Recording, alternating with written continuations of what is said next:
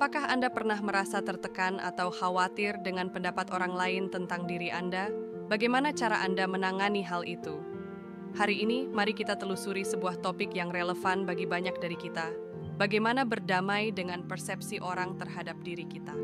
Dalam pembahasan ini, kita akan menjelajahi pandangan dari seorang ahli, Nanik Tri Rahayu, serta beberapa strategi praktis yang dapat membantu kita memperkuat hubungan dengan diri sendiri. Mari kita mulai dengan pertanyaan yang menggugah pikiran. Bagaimana kita dapat lebih bijaksana dalam mengelola dan merespons persepsi orang terhadap diri kita sendiri? Mari kita masuki teras pembahasannya dan jelajahi bagaimana kita dapat mengelola dan merespons persepsi orang terhadap diri kita dengan lebih bijaksana. Pertama-tama, mari kita simak pandangan dari Nanik Tri Rahayu, seorang founder app psikologi, si rasa, dan konselor mental health, tentang pentingnya berdamai dengan persepsi orang terhadap diri kita. Selanjutnya, kita akan mengeksplorasi beberapa strategi praktis yang dapat kita terapkan dalam kehidupan sehari-hari untuk memperkuat hubungan dengan diri sendiri. Siapkah Anda untuk memahami lebih dalam bagaimana kita bisa menemukan kedamaian dalam memandang diri kita sendiri? Ayo kita mulai. Strategi pertama dalam mengelola persepsi orang terhadap diri kita adalah dengan memberikan jeda untuk emosi. Saat kita mendapat respons atau kritik dari orang lain, seringkali kita merasa terguncang secara emosional. Rasanya seperti badai emosi yang melanda pikiran kita, membuat sulit untuk berpikir jernih. Namun, tahukah Anda bahwa memberikan diri kita waktu untuk meresapi dan memahami perasaan tersebut bisa menjadi langkah pertama yang sangat penting? Ini seperti memberikan ruang pada diri sendiri untuk bernapas di tengah-tengah badai emosi yang sedang melanda. Dengan memberikan jeda, kita memberi kesempatan pada diri sendiri untuk menenangkan diri dan melihat situasi dari sudut pandang yang lebih luas. Ketika kita memberikan jeda untuk emosi, kita juga memberikan diri kita waktu untuk mengevaluasi perasaan kita dengan lebih objektif. Daripada bereaksi secara impulsif atau merasa terbawa arus emosi, kita dapat melihat masalah dengan lebih tenang dan rasional. Hal ini memungkinkan kita untuk menemukan cara yang lebih baik dalam menangani situasi tersebut. Terkadang, memberikan jeda bahkan dapat mencegah kita dari membuat keputusan atau respons yang mungkin kita sesali di kemudian hari. Memberikan jeda untuk emosi juga membantu kita dalam mengendalikan reaksi kita terhadap orang lain. Ketika kita memberikan diri kita waktu untuk meresapi perasaan, kita lebih mampu merespons dengan bijaksana dan tidak terlalu dipengaruhi oleh emosi sesaat. Ini bisa mencegah terjadinya konflik yang tidak perlu atau kata-kata yang kasar yang bisa merusak hubungan dengan orang lain. Dengan kata lain, memberikan jeda untuk emosi adalah langkah pertama yang penting dalam membangun komunikasi yang lebih baik dengan orang di sekitar kita. Namun, penting untuk diingat bahwa memberikan jeda untuk emosi bukan berarti kita mengabaikan atau menyembunyikan perasaan kita. Sebaliknya, ini adalah tentang memberi diri kita waktu dan ruang yang diperlukan untuk meresapi dan memahami perasaan kita dengan lebih baik.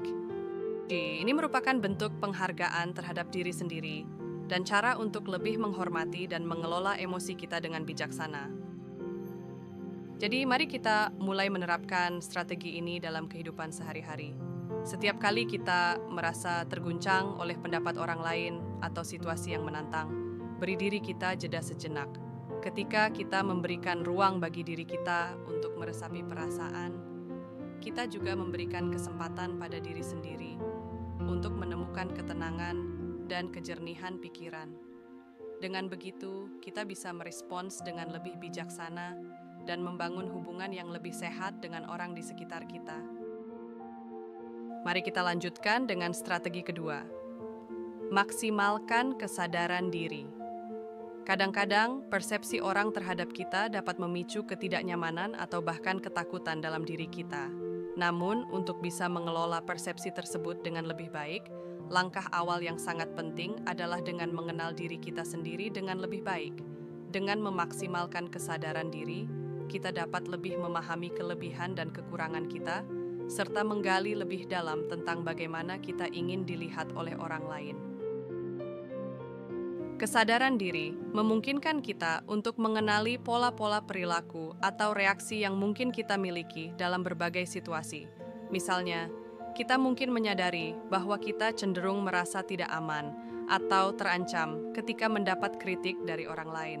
Dengan mengetahui hal ini, kita dapat lebih siap untuk merespons dengan cara yang lebih konstruktif dan tidak terlalu terpengaruh oleh emosi. Selain itu, kesadaran diri juga memungkinkan kita untuk lebih jujur dengan diri sendiri tentang kelebihan dan kekurangan kita.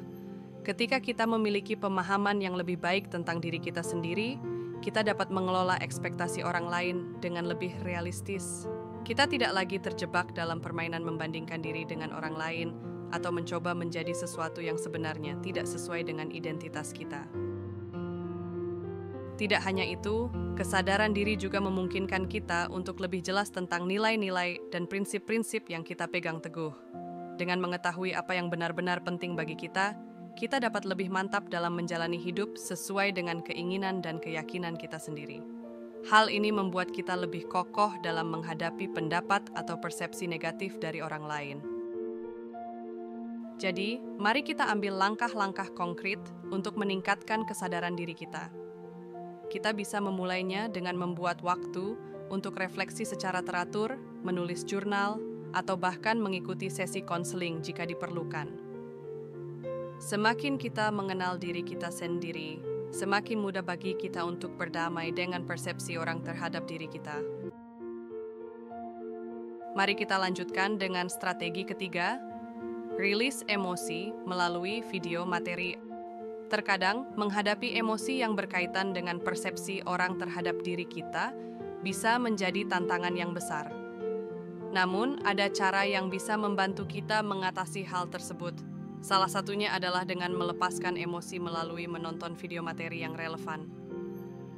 Menonton video materi yang membahas cara menghadapi emosi dan persepsi orang lain dapat memberikan kita pemahaman baru, perspektif yang berbeda, dan bahkan teknik-teknik praktis untuk mengelola emosi tersebut.